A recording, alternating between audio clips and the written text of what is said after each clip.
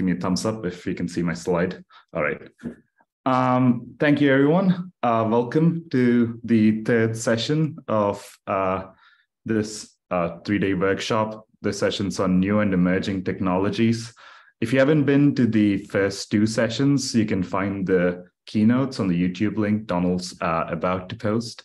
And yeah, please give it a watch. They were great. I saw the second session yesterday. It was a little too early for me. I'll stop. I don't really want to mention time zones because they're all different for everyone. This is a map of where we're at right now. If anyone's out there in darkness, hope you're getting yourself a bevy. And yeah, so my name is Sushil. I'm a postdoc at Scripps Institution of Oceanography in San Diego. I work with Helen Fricker, and I'll give Donald a chance to introduce himself. The two of us are co-chairs. Donald?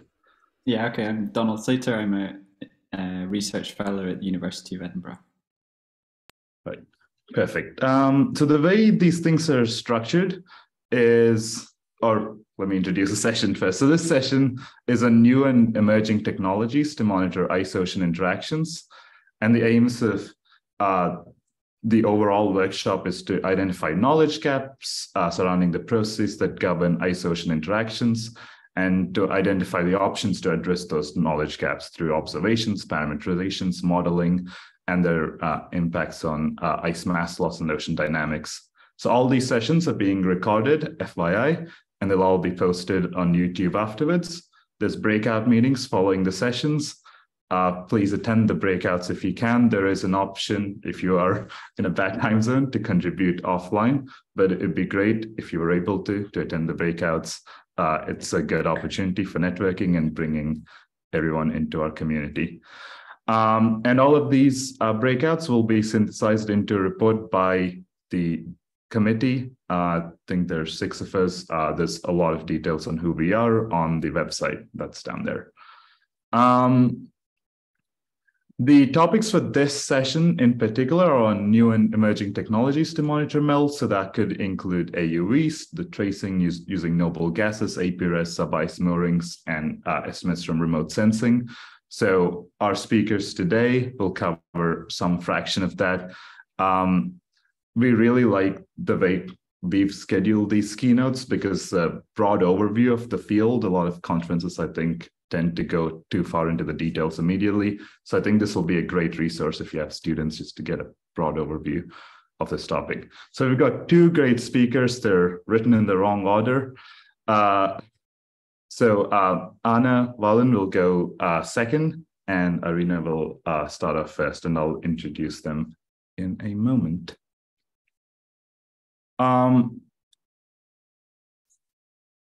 Give me a second. So first, I need to pull up my notes. I thought I was going to read them off the screen, so that doesn't work. Okay, first up we have Irena. She received her PhD on Atmosphere and Ocean Science from the Courant Institute of Mathematical Sciences at NYU. So her PhD focused on a lot of areas on glacial fjord dynamics, including hydrographic variability, calving, and modeling of ice melange. And then she moved to Bass, where she received with a Marie Curie Fellowship. And there she studied sub-ice shelf ocean interactions and melting using in-situ observations. She specialized in radar techniques, specifically phase-sensitive autonomous radars. And she used them to explore their potential to infer ocean processes and variability in melt rates. So right now, she is back in the US on a as a director's fellow at LANL, Los Alamos National Laboratory in New Mexico, and she's using her knowledge from in-situ observations to improve ice-ocean modeling, which is absolutely perfect for this meeting. All right, next up, we have Anna Wåhlin from the University of Gothenburg. She's a professor of physical oceanography and on a cruise right now, so special kudos for doing this. Her research is in polar oceanography, mostly focused on the Southern Ocean. She investigates several aspects of dynamics of polar oceans, including physical oceanography, ocean circulation, topographic effects, ice shelf melt processes, and air-sea ice interactions. Fun fact, when Anna became professor in 2015. She was the first full professor in oceanography in Sweden, or first female professor of oceanography in Sweden, which is an amazing achievement. And congrats, Anna, but also shame on us for it being that late. All right, without further ado, Irena, if you can get us started.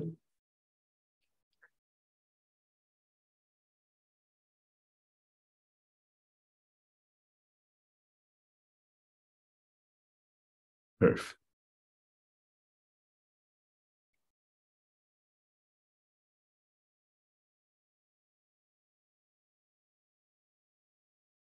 Yeah, do you see the screen? Yep. Yep. All right. So I'll go ahead. And unlike Sushil said, this talk actually might go into a bit more detail here and there. So just be ready for that. My goal today is to give you a bit of an overview on how we measure basal melting underneath ice shelves primarily. And basically, I want to show you a lot of recent results, and I want to show you how different techniques compare in terms of spatial variability of melting and in terms of temporal variability. Okay, so we've seen this plot over here a few times by now. I think this is the most recent and complete map of basal melt rates in Antarctica. It's from Adusimili and others 2020. And so that's one technique that's been out there for a while, and that gives really good spatial coverage all over Antarctica. And it might also be able to provide time series. Now, when we want to kind of zoom in to a detail to a particular area and see how things vary at faster timescales, etc. More recently, there have been a lot of deployments of phase-sensitive radar, and I'm going to focus on this technique throughout the talk. It can provide both spatial coverage, as for example here, work by Craig Stewart on the Ross Ice Shelf, and it can provide high temporal variability. Here's an example from Pine Island. Another way of getting time series is, for example, with upward-looking sonar. But I'm going to there's not so many examples of that around. So I'm primarily going to focus on these two, and I'm going to kind of show you what the limitations are of either of these and what it is that we can rely on with this data. So a bit of an overview of what the APRS technique actually does, the phase-sensitive radar. It's a measurement that we obtain by putting an instrument on the surface. And so we don't have to drill boreholes, like in the case of upward-looking sonar, for example. And so that gives us the potential to deploy these instruments all over, fairly cheap and inexpensive. And what the radar does is that it monitors over time displacements of internal and basal reflectors. And from that, we can derive the rate of basal melting when we subtract the effects of dynamical thinning due to ice dynamics and other processes inside the ice. Okay, so that's what the technique does.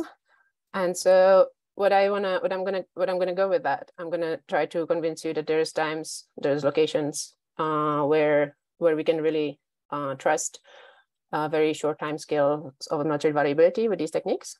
I'm going to show some examples of that. Then I'm going to show you that sometimes we can extend these melt rate time series that are fairly short, a few years for now, to the past, where you have kind of oceanographic data from the same location. And I'm going to use these longer extended time series to try to validate some of these satellite-derived products. And then also I'm going to get into validation of spatial melt rates with these in-situ data. And afterwards, I'm going to speak about uncertainties of this measurement technique and how representative it is spatially, whether it's a point or a bit of a bigger area, and where we can trust these measurements and where we cannot. So that's going to come in the end, but the results I'm going to show you here, you can trust those. Yeah, so here's an example from the Rowney Ice Shelf by Nichols, 2018. And this is 1 year of data. Black line is measured melt rate, and turns out there were instruments in a borehole beneath. This is a temperature time series, and using a parameterization that is tuned for this particular location, it's possible to calculate a parameterized melt rate, and there's the light blue line in the background, and there's a very good overlap. And so we feel, yes, we can trust the AP-res here. I'm going to get into the parameterization afterwards. Another example here from Katrin Lindbeck and others. And this is from the Fembel ice shelf. Here's a melt rate time series from the AP-res. Here is a flow speed beneath the ice shelf. And so here we see there's a really good correspondence in the flow variability and the melt rate variability. So again, here we trust the data. We can see that the very fast timescales are really representative of what is going on underneath in the ocean. So what parameterization are we using there? Well, it's the one by Jenkins and others 2010, and that's the one where there's a 0.0097 drag coefficient value comes from. Now, all these parameters for the particular locations, we had a different coefficient. I just want to say that. But what was done here, what Adrian did here, there were moorings and thermistors in the ocean column beneath, and there was a predecessor for AP-res, PRS, and there were two data points, 1 year apart, which gave 1 year long melt rate. And so that allowed the calibration of this particular form of the parameterization suitable for this fast cold ice shelf regime. And this is the melt rate time series that was produced, for example, this was for the month of February. So, these data kept being collected, and an AP-res was placed at this location many years later, after 10 years. And so what I did is I took this parameterization, I took this coefficient that was calculated many years before, and I applied that parameterization to the thermistor data that was there, put there many years before. And so here's a long time series from that particular location. Here's AP-res data, here is parameterization. No overlap between these two techniques, but one thing we can see here that the timescales of variability are really pretty much the same in this time series and that time series. So we think this is a good and reliable time series.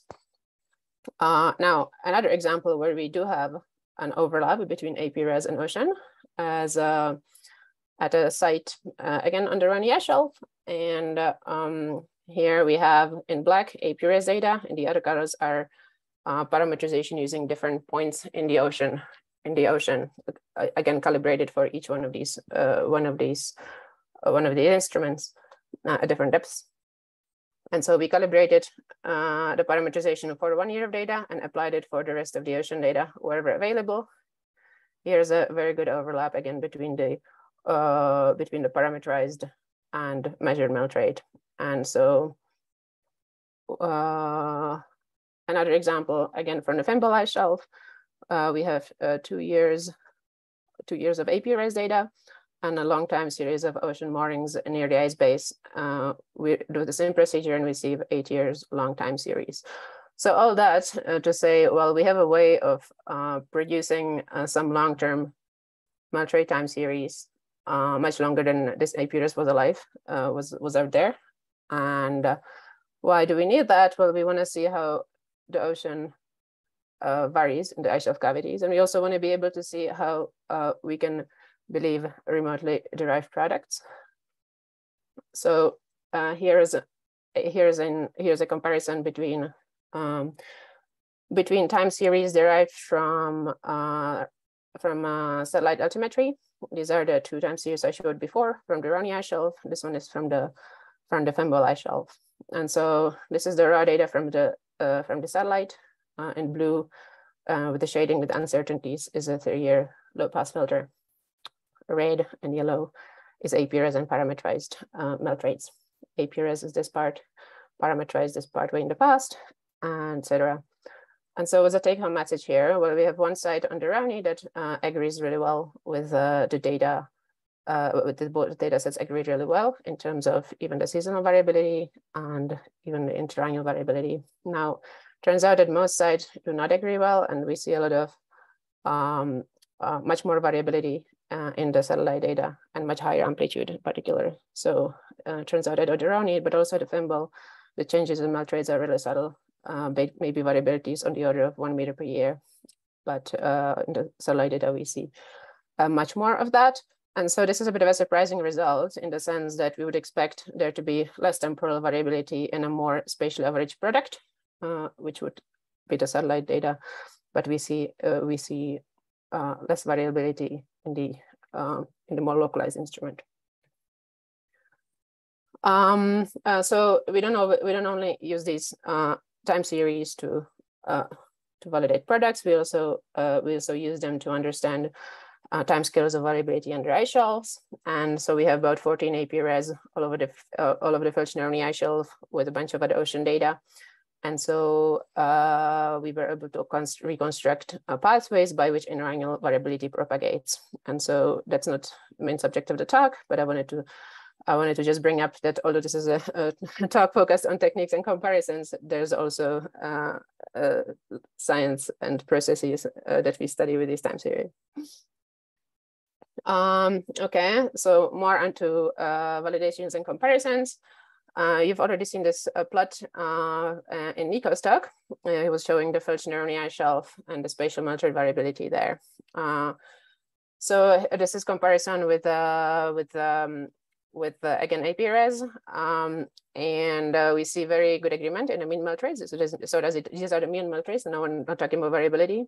And we see really good agreement all over the ice shelf, except for this area here. And it might not be a dynamically particularly important area, but it's still worth investigating why this disagreement is there. I'm going to bring in ocean models for a bit, especially an example here is from Chris Bull's model, NEMO, but this particular feature I'm focusing on, and it is this melting here along this flow pathway is reproduced in all the other models that you can find in literature really. And so there's some, what I'm really getting at is that here APRS shows melting, models show melting, we see freezing from satellite. So what should we believe? Well, we're gonna go again back in time to some older product, which is the map of marine ice thickness. And so why is that interesting? Well, we would expect marine ice to be glaciologically downstream of freezing areas. And so we don't see any marine ice in this area, which implies there's probably no freezing upstream here. So this is, again, an example of how we need to use an overlap of different techniques and also motion models or ice flow models where applicable in order to understand which product is we can believe. Another example from the Roni ice shelf, these are results by Oletz. Yeah, he did a lot of surveys of APRS surveys here at this region of support for glacier. And so here is a spatial survey of melt rates. And so what they find initially is fairly large spatial differences between satellite and PRS products, but then what they actually find is that these differences can be attributed to the use of different velocity products. And so when you use a newer velocity products, then you actually recover the correct melt rates and get an agreement afterwards. So that was a more in-depth investigation of why do we see some of these differences. Really nice result. Now, perhaps a more dynamically important place to validate melt rates are the grounding lines. Again, figure that Nico already brought up. Here, Ranieri et al. Showed that changes in melt rates are really most impactful when they occur near grounding lines. And so here we have 3 different satellite products or remotely sensed products, melt rates again. And they are quite different if you look at them, quite different around the grounding lines. So that's an issue if you want to use any of these as an inspiration to force an ice flow model without having to have an ocean model as part of the picture. And so and this is an example from Totten Glacier here. And so there were 4 APRS put there by the Australian Antarctic Division and University of Tasmania. 1, 2, 3, 4 here. And what they indicate is that indeed this spatial pattern is the correct one. And specifically near the grounding line, we see this difference between high melt rates on one side of the ice shelf and very low melt rates on the other side of the ice shelf. Okay, so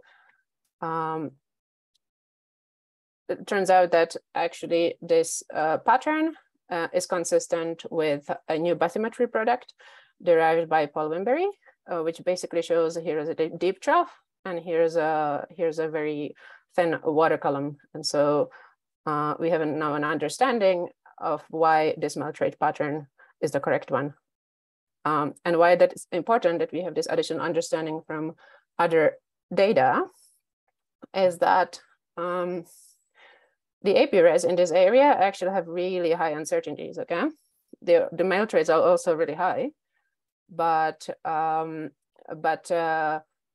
we would not necessarily want to rely on or trust only these data without this additional understanding. And so this kind of brings me onto the topic of uncertainties, or when uncertainties are high, when they're low, and how representative these measurements are over a particular spatial area. So how spatial representative is an APRS measurement? Well, Sukuk addressed that, and very in the most convincing and straightforward way. She put two APRs next to each other on a mirroring ice shelf. They were 150 meters apart for 3 years, and these are time series from the two different instruments.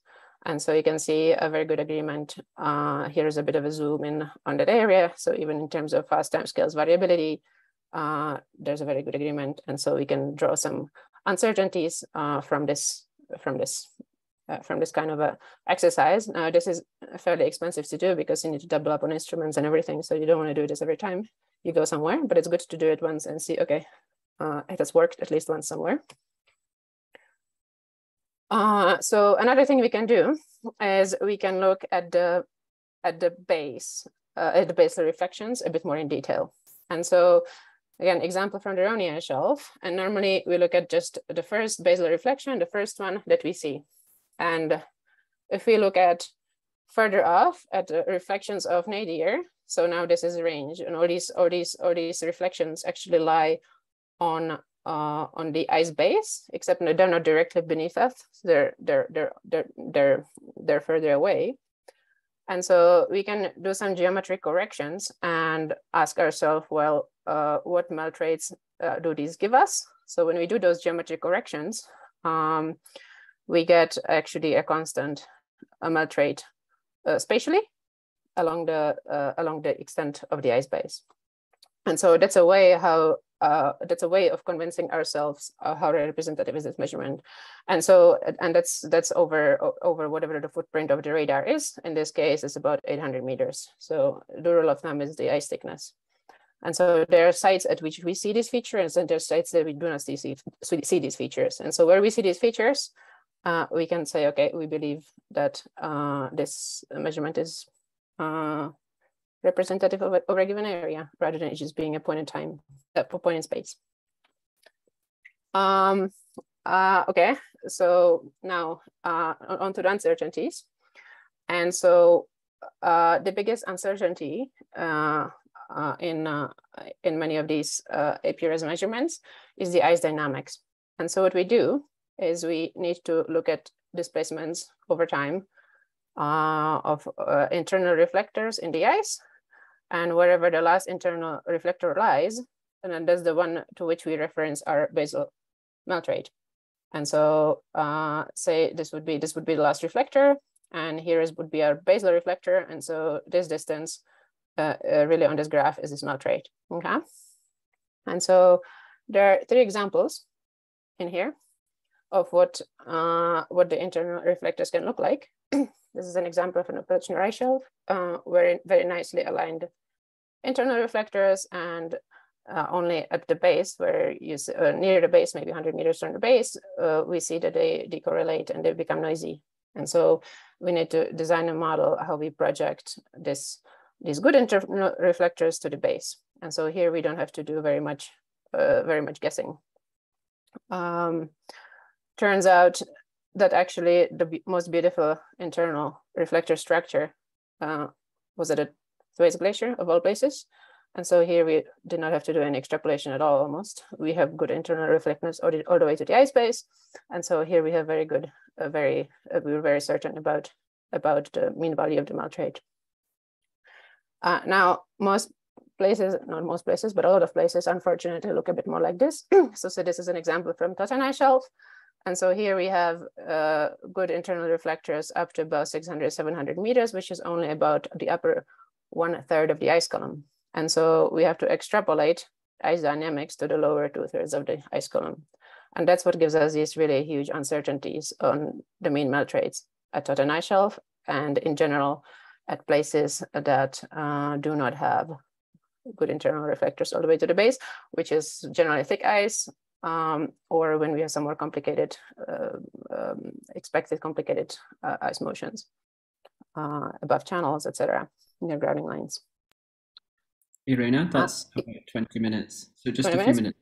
Yeah, I'm almost there. So one more source of uncertainty is the location of the ice base.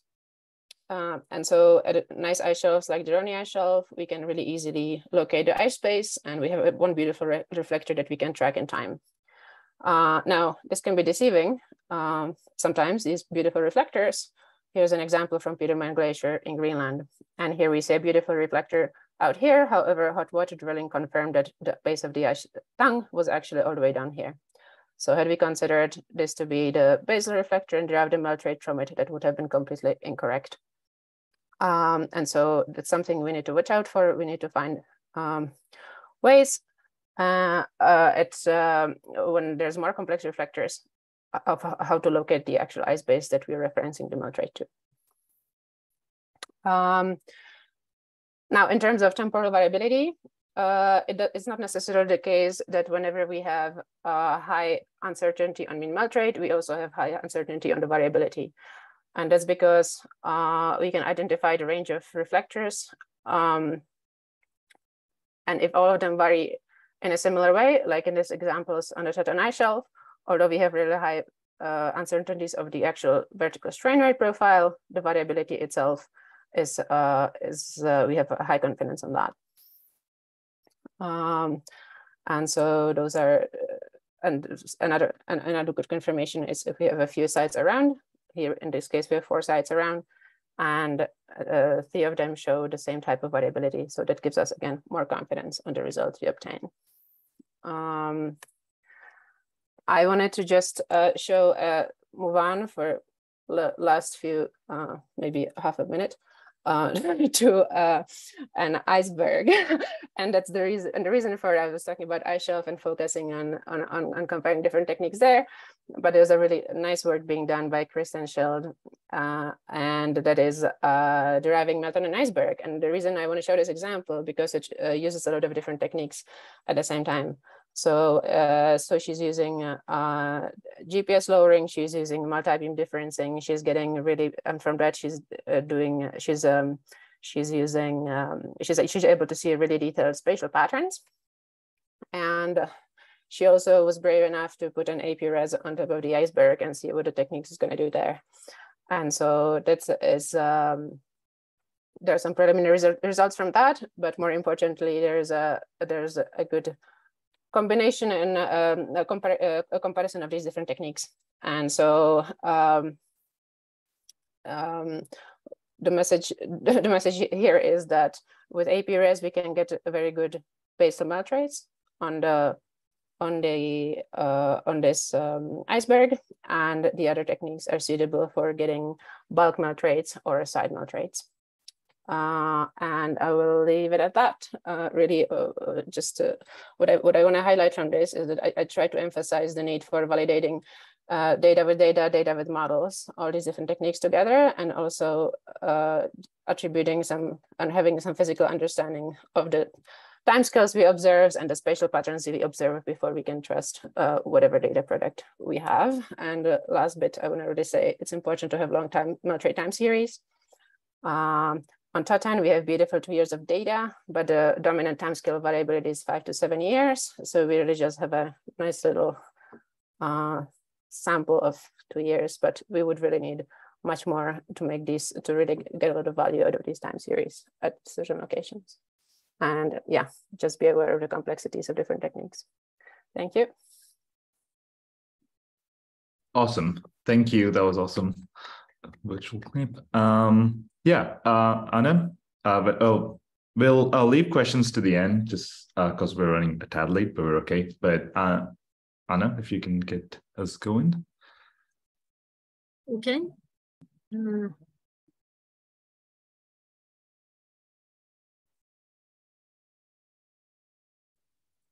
Does it look okay? It does, yes. Yeah, so I can't see any hands up, but yeah, there will be questions at the end. Thank you very much for inviting me, and thank you very much for arranging this excellent workshop. I have very much enjoyed attending so far. And I was asked to give a talk about new and emerging technologies, focused more on the ocean side compared to Irena. And so we'll see how I did. My name is Anna Wåhlin, and I'm at the University of Gothenburg. And if you have any questions or suggestions or want to reach out in any way, you have my email down at the end here. And I enjoyed Mardi Rosemere's talk very much yesterday. And her main point at the end was that try to nail down what kind of observations we need. And the first point was we need more. Cavities are essentially an ocean with a couple of data points at best, which is absolutely correct. And then also another gap that we have currently is turbulence within the boundary layer. And if we can distinguish of turbulence that's stratified and non-stratified and so on. And I don't think we have any of that really at the moment. And I also think, I agree with Irena here, that observations are presently one of the bottlenecks. We think we know some of the physics, we know physics, but the problem is we're not absolutely sure where and how much and which physical processes occur in the ice shelves. And also there are, it's whole oceans underneath ice shelves that are virtually unobserved. And for numerical models and physical understanding, it goes hand in hand. We need boundary conditions. We need things like maps of correct maps of bathymetry, correct maps of ice draft. We also need to know about the large scale ocean currents and forcing in order to get the physics right. And we also need ground truth for both models and remote sensing data. And I think Irena showed some marvelous examples of that just now. And quality control on all other methods and not only remote sensing. Our problem is that we want to have data from a system that varies spatially and temporally on many scales. And to address this challenge, the solution we always come up with is like an educated guess of a combination of diverse platforms and sensor types.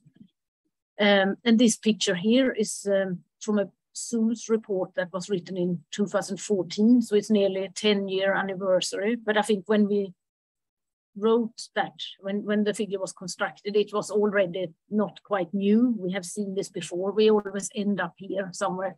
And to construct it well, you need to know a little bit about the basic physics in the system, which varies. But key things that you need is bathymetry, ice thickness, ice structure, basic hydrography outside and inside the cavity, and variability. Both seasonal variability and in like a wintertime data is very rare. There's also shorter time variability like internal waves and trends, which is very high focus on right now, whether anthropogenic effects come into play. So in order to know that, we need long time series, decades. So how do you get this? One thing is mapping done by ships and AUVs, both of bathymetry and ice.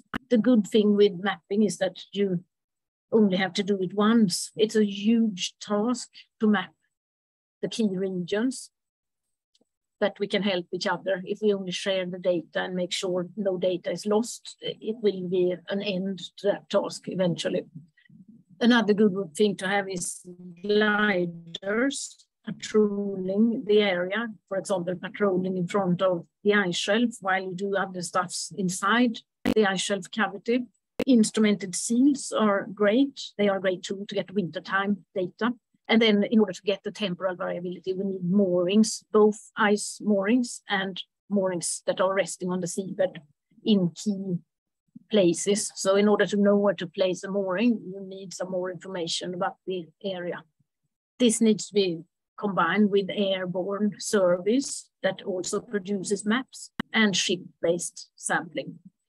And it looks, I mean, a sketch like this, you might think, and yes, everyone understands it's a big job, but you might think it's sort of doable, but it's really a huge task to get to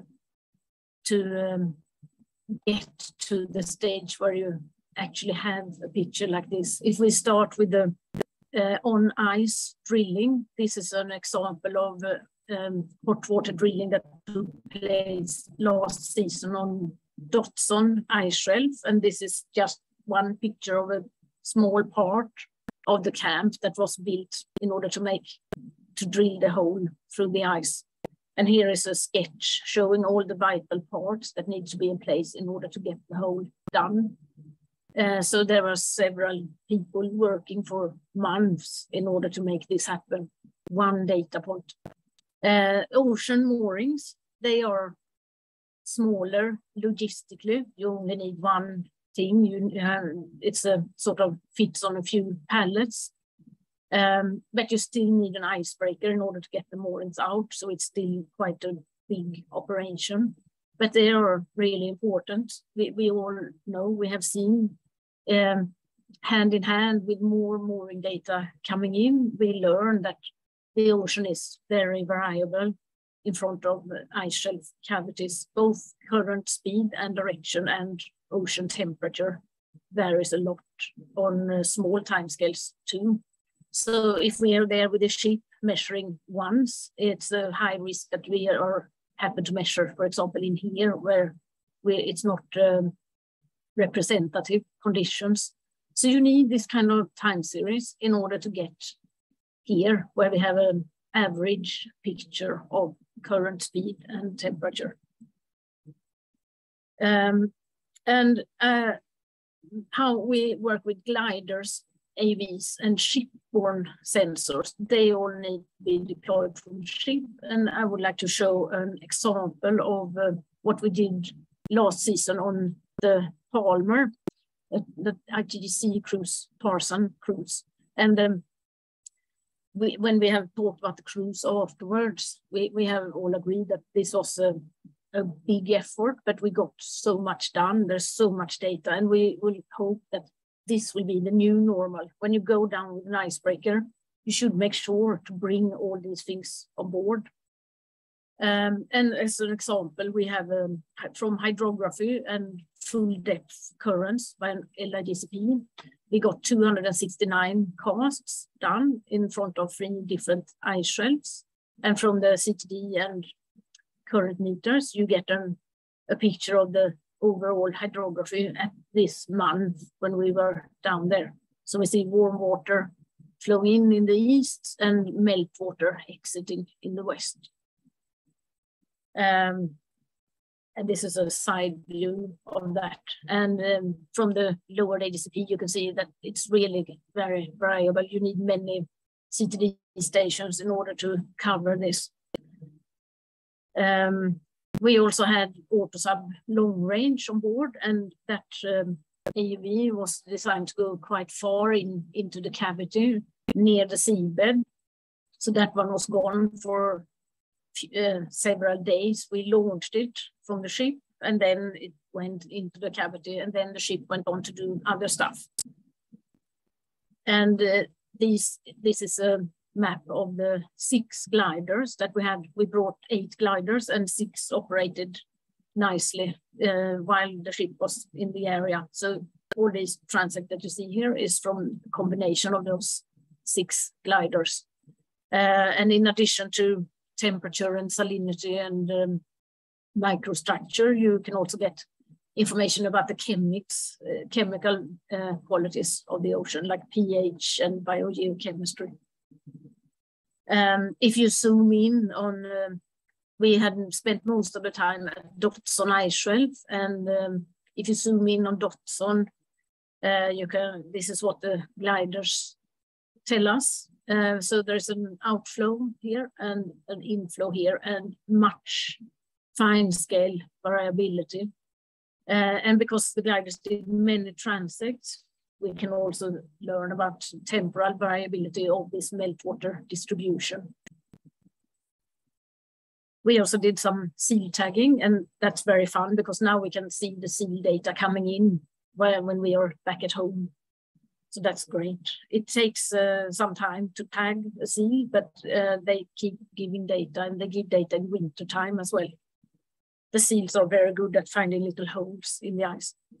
And we did not have Brittany with us on the cruise, but I would just like to show an example of this new technology that has been developed by Brittany Schmidt and her group. And this is like a hybrid ROV AUV. So it's sort of autonomous, but you have contact via a cable. And that means that you can observe as you go, and you can get really close. You can get into the ice-ocean boundary layer with it, which is super nice. She has some amazing work coming out. Here is some more.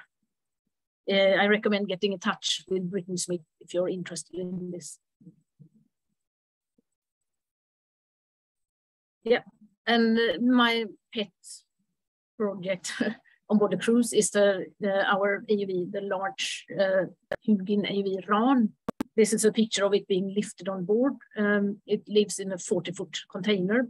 So it occupies the better part of the aft deck. So you should think carefully. We have to think carefully before bringing it on a cruise because there's not much room for other activities on aft deck. And also we can't just go off on a cruise. There was much preparation before this cruise. Most of the preparations took place in Sweden. We had a tough ice winter, so there was ice in our fjords, and we had the opportunity to test things in a fjord in Sweden, the Gullmar fjord. So with the 40-foot didn't fit on our small research vessels. We had to cover it with blankets and things to make sure the sensors didn't freeze. And here is a picture of what it looked like. The AUV was going back and forth under the ice while we were parked in the marginal ice zone inside the fjord. Very nice. We could go back to shore every night and have dinner at a restaurant. Nice field work. But when we did the tests, we started to get excited. We have a new upward-looking multi-beam, and we clearly could see some of the structures that we observed from the surface. They were visible on the multi-beam, and we also realized we get some fantastic resolution. And we got this equipment to Dotson with us this season, and all in all, we did 14 missions, which was 1,700 kilometers all in all, and over 1,000 of those kilometers were under Dotson ice shelf. And this is a map showing all the missions we did at Dotson. One thing we learned is that when the ice draft is nearly unknown, it's a big danger because there's also cracks in the ice. We saw everywhere these giant cracks. And the problem is if you have set the AUV for a certain target depth and the ice, it feels the ice creeping down, it will adjust its depth down to avoid the ice. And if you then encounter a crack, the AUV can think that, okay, now it's okay, I will come back up to the original target depth. And then there is a risk that it sort of gets stuck in these cracks. And that is a real risk. This was close to happening. Luckily, we had some prior information from satellites and also some previous runs under the ice. And I think that's critical that you have this prior information before you send it in. So this is how we got prior information. We sent the AV near the seabed with a very long range ADCP, a pinnacle ADCP. It's a new type manufactured by RDI, and it has a 1,000-meter range, so it could sense the ice up there. And we got a single track, but we got the ice draft in these two regions here. And then we could trust it enough to build our new missions so that we would not be in danger of being trapped in the cracks. And this is the result. So this is an example of a map that we got in the east. The black lines is the AV path, and the colors show the ice draft. So red is about 360 meter thick ice, and yellow here is about 300. So the difference is about 50 meters. It's only a small map. You see it up here. It's only a small part of Dotson ice shelf, but we have very high resolution data. And one thing is that we have, you see the cracks here. They are visible also in our satellite data, and they are like, this is a broad one. It's about 200 meters, and this one is only tens of meters wide. And up here is what looks like an older crack, and that one is nearly 400 meters across. And then we also see these strange shapes, quite sharp edges. We don't know what caused them, but they are very interesting to look at. If we move to the center, there's another pattern that we did where we have many more cracks of different ages like this, and some traces of melt near the cracks.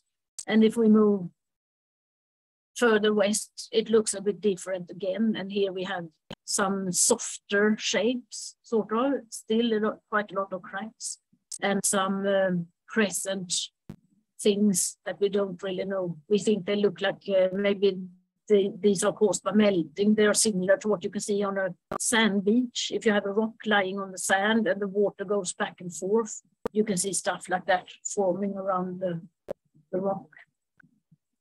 And here is another pattern also in the west where you see similar things. And this is an image from the software. So on the right is backscatter. So you can also see some information of the ice in the backscatter data. And on the right is ice draft. And it's hopeless. A group of us is trying to write a paper now about this. The plan is to write a paper quickly and get the data out, and all this data and the raw data and everything will be made public with that paper. So we're hoping that will happen within a year. And we think this will spark interest from many. So look forward to seeing how this all develops in the future. So to summarize, emerging technologies needed to address data deserts under ice shelf. This thing, the PET project with the ice draft and the high resolution multibeam gives you ice structure. The structure of the ice shows the history of the ice, the history of ocean melting and scraping over seabed that the ice has been subject to. We think this is an emerging topic. It requires high resolution mapping of the underside of the ice, but I really think this will expand rapidly in the future.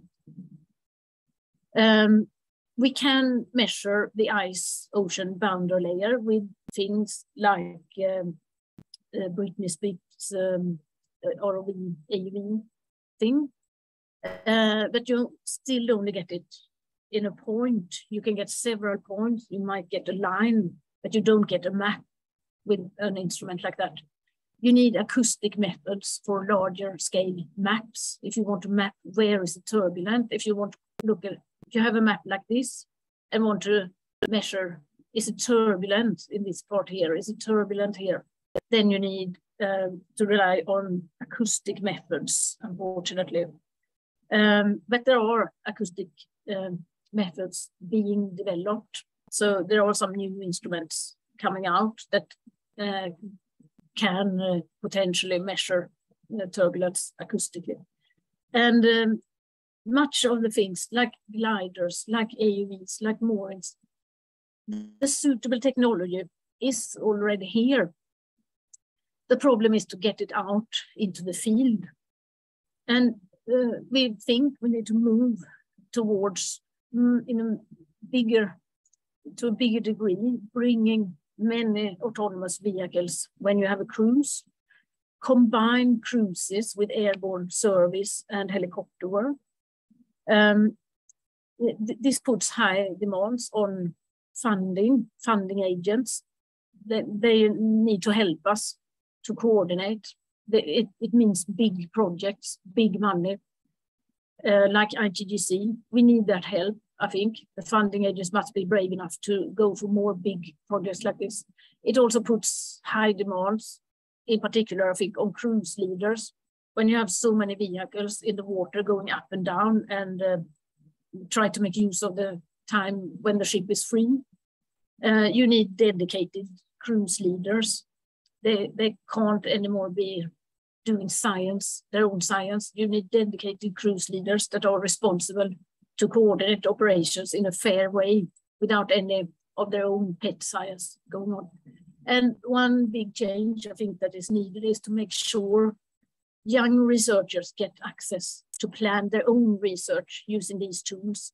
The tools are there, but it's mostly senior researchers that have them sort of, that are contact points. And it's important to make it possible for young researchers to go after their own research questions without having to go through a senior researcher that has their ideas of what should be done. Okay, that's the end of the rant from me. Thank you very much. Awesome, that was very cool. Some of that data are amazing. That's very cool results. Yeah. I forgot to say that one of the reasons why it's taking longer than we think to write paper, but every time you open the data, you just sit there staring at it for hours. It's worse than videos on Facebook. You just can't stop looking. It's great. Donald, that's a replacement for Bake Off for you. Cool. If anyone has any questions, feel free to put them in the chat or just, yeah, unmute yourself and ask him. We've got a few minutes for him.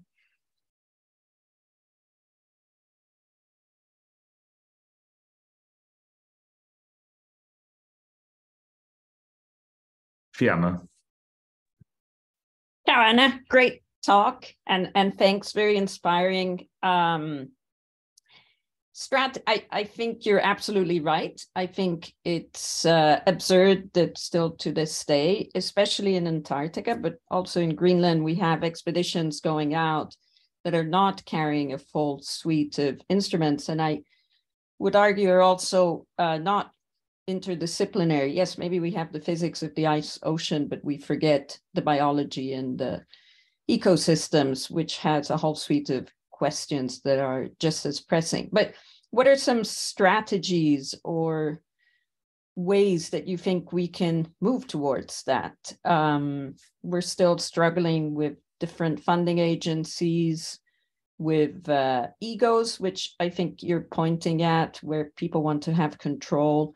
What are some solutions that you see coming down the road? I'm afraid I don't have quick solutions, but I do think that the young scientists of today use many techniques to a much bigger extent than I did when I was a young scientist. So maybe it gets slowly better, but sorry, I don't know. It's always this thing with the funding agents. that are not on the same page. They don't talk to, they start talking and then all of a sudden there's a problem somewhere and they end talking. But what you would, yeah, countries and funding agents talking together, and also not forgetting young scientists. Maybe that's, if anyone else has ideas, maybe at this workshop we can come up with some advice. That's great. Yeah, great point. Carolyn? Hi, Anna. Thank you so much for your talk, and I look forward to having more discussions about, about opening up space for young researchers in this field. I was curious to hear your thoughts about acoustic methods in Antarctica. Can you say more about what those look like and if they're looking promising for, not disturbing marine life in the area? I have, my experience is a bit limited, but I'm hiring a student that will be carefully interrogated, so I will learn more. But there is some, do you mean about the acoustic examination of the boundary layer? Is that what you're, yeah. So yeah, just, large scale, getting a sense for large scale structure too. Yeah, there is a line of new AGCPs. I don't want to make a commercial. This is on YouTube, but there is a company that specializes in higher frequency AGCPs that have developed one. And I have read a paper where it's tested and compared, and it seems to work, at least for quite high turbulence levels. It looks very promising. And we have one on board now on this cruise, actually. So we will get some tests here in the Baltic Sea. I don't know. We will see. But it's work being done anyway. It's short range, it's high frequency, and it has only got a range of 20 meters, but it's a start. I see, thanks.